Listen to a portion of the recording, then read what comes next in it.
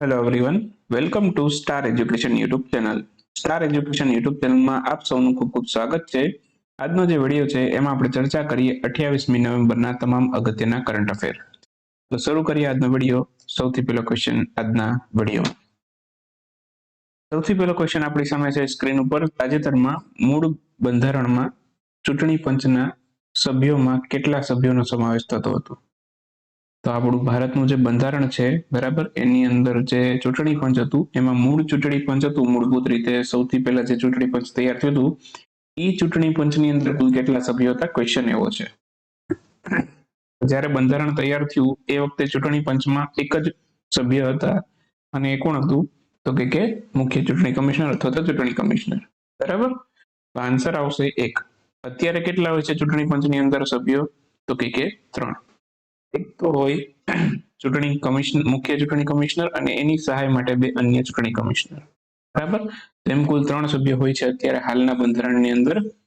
તો હાલમાં જ એક સર્વોચ્ચ અદાલત છે એણે એક એવો દાવો કરેલો કે ચૂંટણી કમિશનરો છે સ્વતંત્રતા માટેની લિપ સર્વિસ ચૂકવે છે, નિર્દેશ કરે છે. તો મુખ્ય ચૂંટણી કમિશનરો છે એની મુદત 1950ના દાયકામાં 8 વર્ષથી ઘટીને અત્યારે 2004 થી લઈ અત્યાર સુધીમાં 300 દિવસથી પણ ઓછી થઈ ગઈ છે એવું કહેવામાં આવે છે. કોના દ્વારા આ દાવો કરેલો છે? તો કે સુપ્રીમ કોર્ટ દ્વારા. બરાબર, તો હવે થોડુંક એના વિશે માહિતી મેળવીએ ચૂંટણી પંચ વિશે. તો એક તો ચૂંટણી પંચ છે એની સ્થાપના ક્યારે થઈ હતી? તો ચૂંટણી પંચ છે એની સ્થાપના થયેલી હતી 25મી જાન્યુઆરી 1950માં. આ 25મી જાન્યુઆરીનો દિવસ આપણે ચૂંટણી પંચની સ્થાપના થઈ એની યાદમાં આપણે આ દિવસને રાષ્ટ્રીય મતદાતા દિવસ તરીકે ઉજવીએ છીએ, એ પણ આપણે યાદ રાખવાનું છે. બરાબર, બીજું આપણા ભારતનું જે ચૂંટણી પંચ છે એ કઈ કઈ ચૂંટણીનું આયોજન કરે છે? આ બધું વાક્ય સ્વરૂપે જીપીએસસીમાં ક્યારેક ક્યારેક તમને જોવા મળતું હોય બંધારણના ક્વેશ્ચનની અંદર. તો ભારતનું જે ચૂંટણી પંચ છે બરાબર, હાલમાં આપણે ગુજરાતમાં ઇલેક્શન પણ થયેલું, તો આ ચૂંટણીના અમુક પોઈન્ટ છે તમારી પરીક્ષા માટે બંધારણની દ્રષ્ટિએ પણ ઉપયોગી થશે. તો ભારતની અંદર જે ચૂંટણીનું આયોજન છે, કઈ કઈ ચૂંટણીનું આયોજન ચૂંટણી પંચ કરે છે? તો ભારતની અંદર છે એક તો લોકસભાની ચૂંટણીનું આયોજન ચૂંટણી પંચ કરે છે, રાજ્યસભાની, વિધાનસભાની, રાષ્ટ્રપતિની ચૂંટણી અને ઉપરાષ્ટ્રપતિની ચૂંટણી. આ દરેકની ચૂંટણીનું આયોજન કોણ કરે છે? ભારતનું ચૂંટણી પંચ. હવે તમને વાક્ય એવું આપે કે પંચાયતો અને નગરપાલિકાની ચૂંટણીનું આયોજન છે આપણું ભારતનું ચૂંટણી પંચ કરે છે, તો એ વાક્ય ખોટું છે. પંચાયતો અને નગરપાલિકા છે એની ચૂંટણીનું આયોજન કોણ કરે છે? એ રાજ્યનું ચૂંટણી પંચ કરે છે. બરાબર, એના માટે અલગથી રાજ્યનું ચૂંટણી પંચ છે એની જોગવાઈ કરવામાં આવી છે.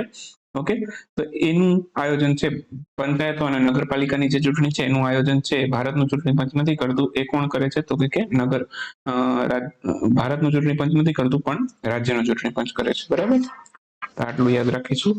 બાકી જે ઇલેક્શન કમિશન ઓફ ઇન્ડિયા છે એનું માળખું શું છે? તો અત્યારે હાલની અંદર છે બરાબર એક ચૂંટણી કમિશનર, બરાબર, અને અન્ય ચૂંટણી કમિશનર છે. તો એ ક્યારથી થયું છે? તો એક ચૂંટણી કમિશનર ક્યાં સુધી હતા? તો 1989 સુધી છે ભારતનું બંધારણ લાગુ થયું ત્યારથી 1989 સુધી છે માત્ર ને માત્ર એક જ ચૂંટણી કમિશનર હતા ભારતના બંધારણની અંદર.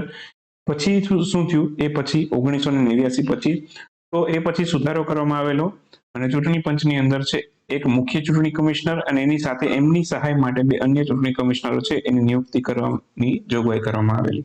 બરાબર, તો આ ક્યાં સુધી હતું? તો કે 1989 સુધી. અને પછી આ એ રીતે 3 સભ્યવાળી ચૂંટણી commissioner election commission of India બનેલું. બરાબર, તો આટલી વસ્તુ આમાંથી યાદ રાખવાની છે. અને દરેક જે ચૂંટણી કમિશનર છે બરાબર, મુખ્ય ચૂંટણી અધિકારી, બરાબર, એ આઈએસ રેન્કના અધિકારી હોય. બરાબર, બાકી એમના કાર્યકાળ યાદ રાખી શકો છો. 6 વર્ષ અથવા તો 65 વર્ષ બંનેમાંથી જે પહેલા હોય એ એનો કાર્યકાળ છે. ઓકે, આ બધું ખાસ ધ્યાનમાં રાખવાનું. બીજું એવું પણ કે ભાઈ ચૂંટણી કમિશનરો છે એની નિયુક્તિ કોના દ્વારા થાય? તો રાષ્ટ્રપતિ દ્વારા થાય. બરાબર, એક ઓપ્શન એવો પણ આપે કે ચૂંટાઈને આવે. તો ચૂંટાઈને ના આવતા હોય ચૂંટણી કમિશનર છે, ચૂંટાઈને ના આવે, એની નિયુક્તિ કોણ કરે? તો કે રાષ્ટ્રપતિ કરે. તો આટલા બધા અગત્યના પોઈન્ટ છે જે તમારી પરીક્ષામાં કામ લાગશે. બીજી વાત કરીએ હવે. નેક્સ્ટ ક્વેશ્ચન છે, હાલમાં ભારતના કયા મંત્રાલય દ્વારા ડ્રાફ્ટ એરક્રાફ્ટ સુરક્ષા નિયમો 2022ને સૂચિત કરવામાં આવે છે? તો ડ્રાફ્ટ એરક્રાફ્ટ સુરક્ષા નિયમો છે હાલમાં આ નાગરિક ઉડ્ડયન મંત્રાલય દ્વારા સૂચિત કરવામાં આવેલા છે. આન્સર આવશે ઓપ્શન સી, નાગરિક ઉડ્ડયન મંત્રાલય. તો હાલમાં જ ડ્રાફ્ટ એરક્રાફ્ટ સુરક્ષા નિયમો છે, બરાબર, આ નાગરિક ઉડ્ડયન મંત્રાલય દ્વારા સૂચિત કરવામાં આવેલા છે. ઓકે, કયા વર્ષના રૂલ્સનું સ્થાન લેશે? તો કે 2011ના એરક્રાફ્ટ સિક્યુરિટી રૂલ્સ છે એનું સ્થાન લેશે. ઓકે, આ ખાસ યાદ રાખવાનું છે. હવે આની અંદર સુધારો શું થયો છે આ નવા રૂલ્સની અંદર? તો ખાલી દંડની રકમ વધારી છે. પહેલા 10 લાખ જેટલી હતી મેક્સિમમ રકમ, વધારીને મેક્સિમમ 1 કરોડ સુધી કરી નાખી છે.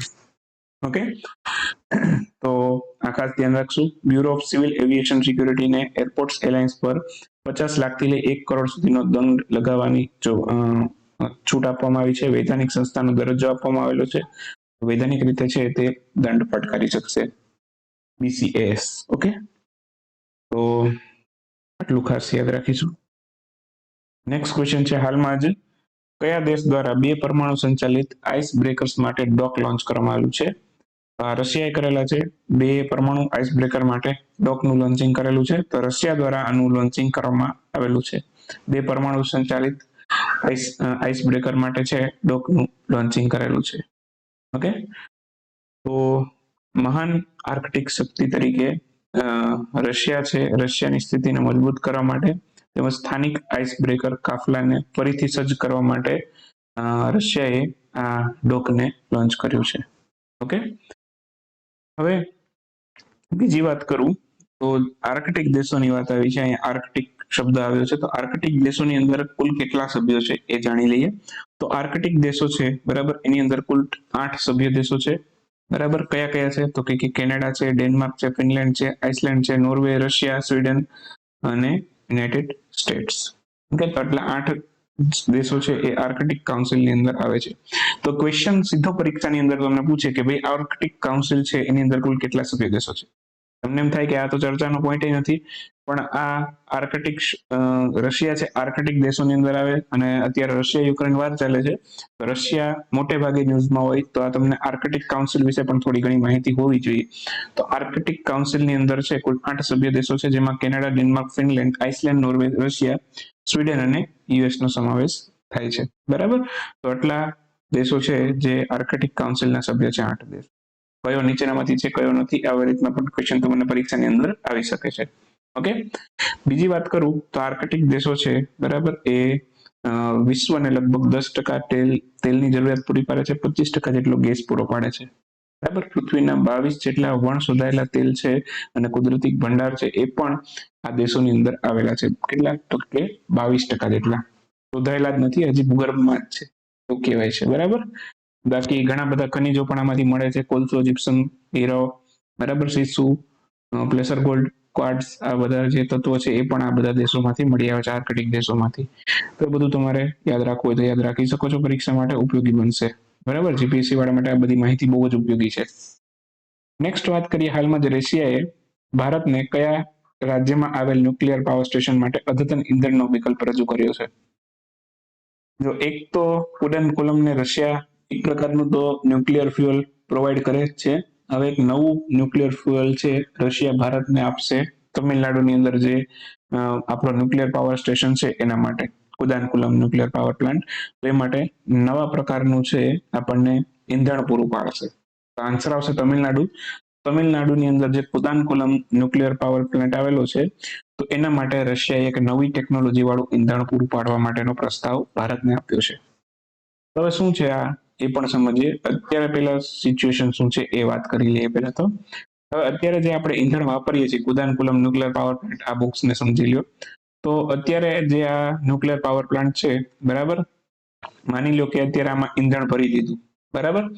તો હવે આની અંદર ઈંધણ ભરાઈ ગયા પછી છે આ ન્યુક્લિયર પાવર પ્લાન્ટ છે કેટલા મહિના સુધી ચાલે? તો કે 18 મહિના સુધી. ઓકે, 18 મહિના સુધી આ પાવર પ્લાન્ટ ચાલે છે. પછી શું થાય? પછી છે આને રિફિલિંગ કરવું પડે. ઈંધણ પૂરું થઈ જાય પછી આને ફરી વખત રિફિલ કરવું પડે, મીન્સ કે આમાં આપણે ઈંધણ નાખવું પડે. બરાબર, તો ઈંધણ નાખવું પડે ત્યારે ન્યુક્લિયર પાવર પ્લાન્ટને બંધ કરવો પડે. હવે નવી ટેકનોલોજી વાળું ઈંધણ શું કહે છે રશિયાનું? એ નવી ટેકનોલોજી વાળું ઈંધણ છે, બરાબર, એ 18 મહિનાની જગ્યાએ કેટલા મહિના હાલશે?